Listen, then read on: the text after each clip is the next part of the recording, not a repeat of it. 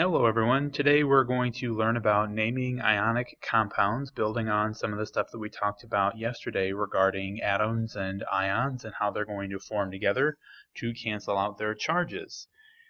Here's a good representation of our friend the periodic table. This is a really nice image that I got from a great website called ptable.com.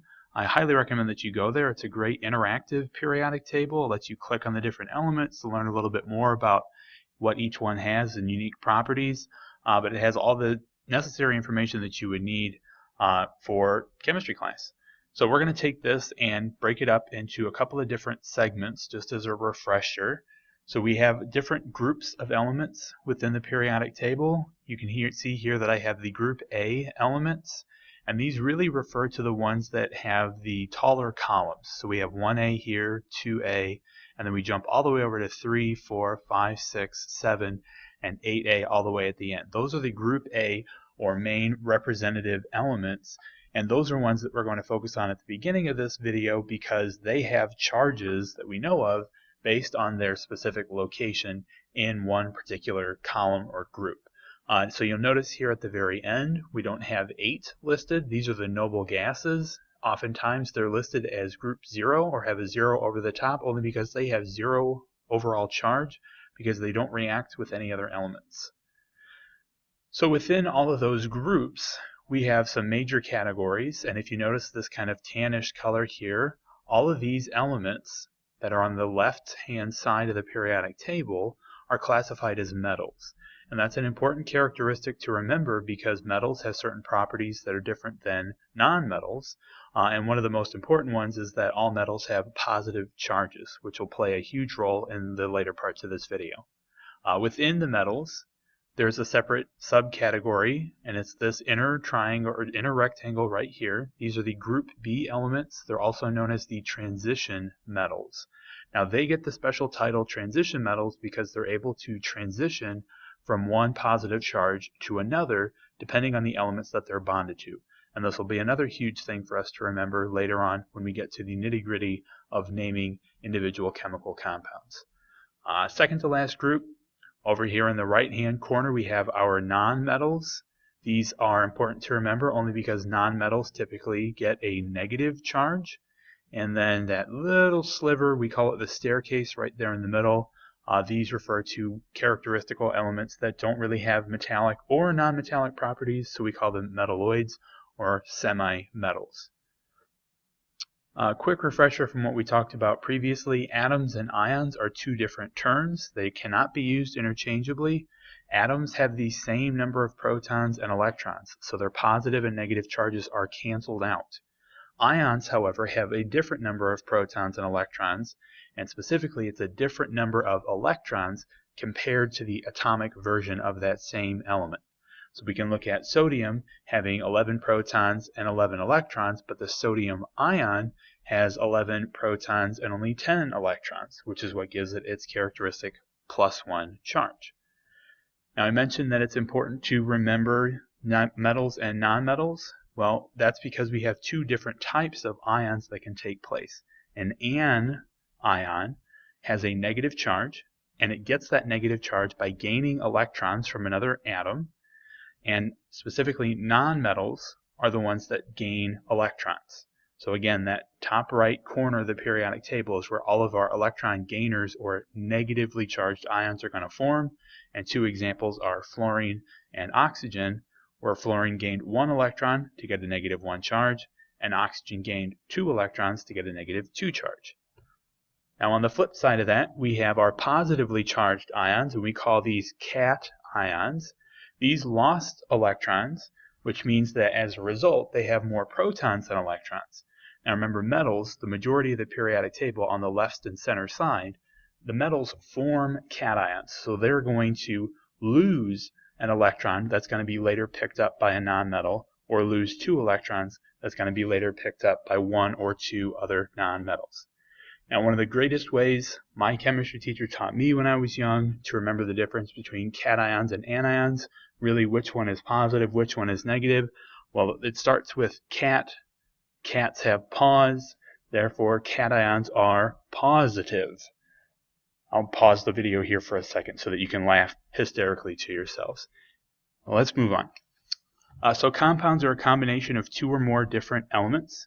There's two types of compounds, molecular and ionic, and today's video is going to focus solely on naming ionic compounds. Now, why do we need to know the difference? Well, molecular compounds only contain nonmetals, and they have a different set of bonding rules, therefore they get a different set of naming rules.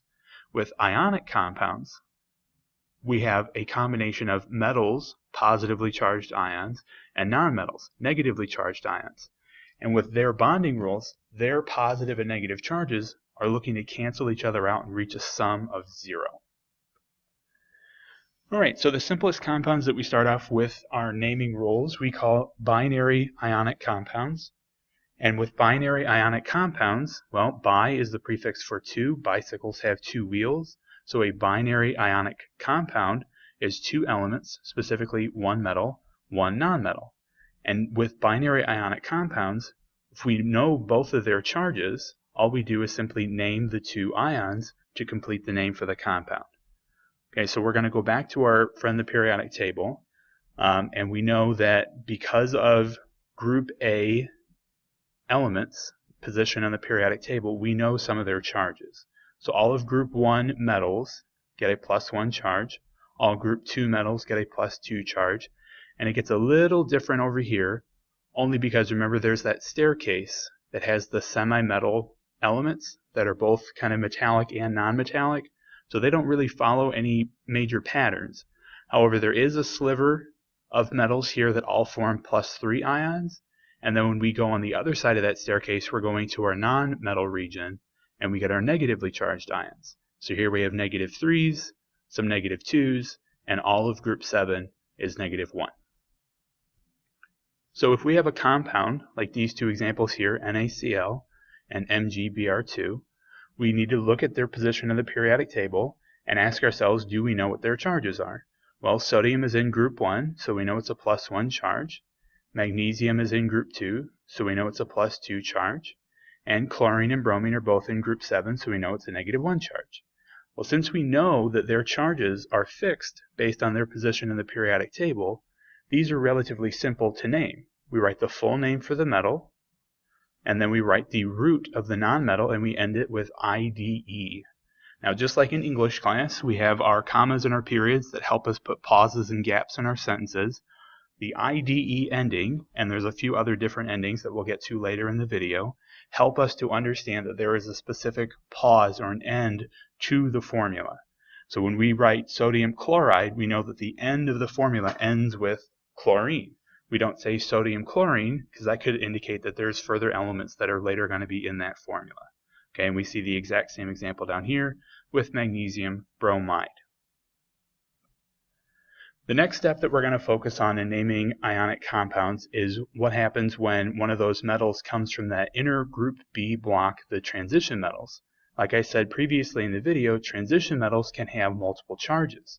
So the first thing we have to do after locating and determining that it is in fact a transition metal is we need to figure out what the charge on that metal is so that the compound becomes neutral. We want the positive and negative charges to add up to 0. And we do that by using the anion to determine the charge on that positive transition metal. Again, the transition metals are all elements located within this inner rectangle and even this little tiny subset which is technically cut out from right here on the periodic table. So here's two examples. We have compound CuO, so it's a compound of copper and oxygen. And down here we have Fe2O3, a compound of iron and oxygen. So first we need to say, yes, we know that copper is a transition metal. It's located in the transition block in the periodic table. And then we need to ask ourselves, well, what ratio is the transition metal and nonmetal bonded in this compound? We've got 1 copper and 1 oxygen, so it's a ratio of 1 to 1. Well, we know oxygen has a charge of -2, therefore that 1 copper has to have a charge of +2, so that a +2 -2 combination adds up to 0. Once we've determined that charge on copper has to be +2, we can continue to write the name copper Roman numeral 2 oxide. and the Roman numeral is put in there to indicate that that's the specific charge on copper for this particular compound. Okay, things get a little tricky whenever there's multiple subscripts within the formula. Here we have 2 irons for every 3 oxygens, so our ratio is 2 to 3. Now each oxygen ion still has a -2 charge, so we have to think in terms of algebraic equation.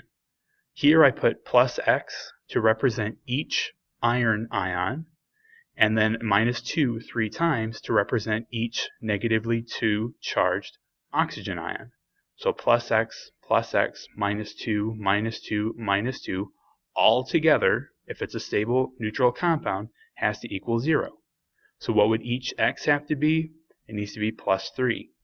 So in this instance, iron has a +3 charge, therefore we name it iron Roman numeral 3 oxide. Alright, at this point, before we add in the next layer of naming ionic compounds, I'd like you to work on these practice problems, so please pause the video, work on these 4 compounds, and when you think you have the answer, please resume.